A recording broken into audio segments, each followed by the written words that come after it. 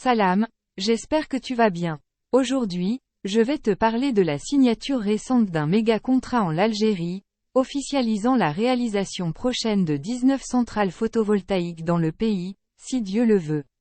Mais avant de commencer, merci de soutenir mon travail en devenant contributeur de ma chaîne sur Buy Me a Coffee, et en t'inscrivant à ma newsletter gratuite.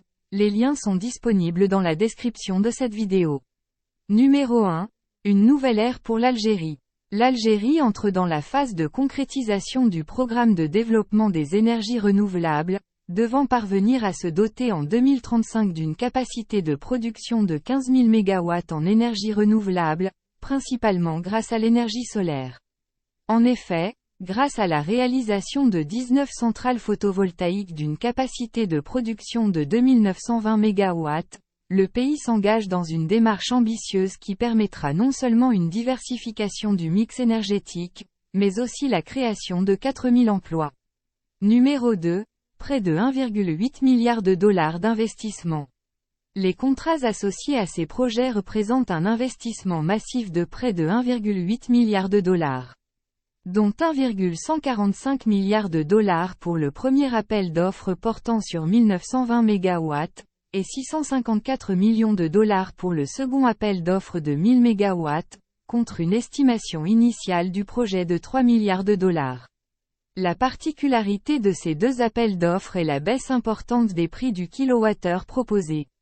En effet, le prix moyen sera de 7,38 dinars, soit environ 6 centimes de dollars pour le premier appel d'offres, et 6,08 dinars soit environ 5 centimes de dollars pour le second appel d'offres, résultat du forcing chinois pour remporter les marchés.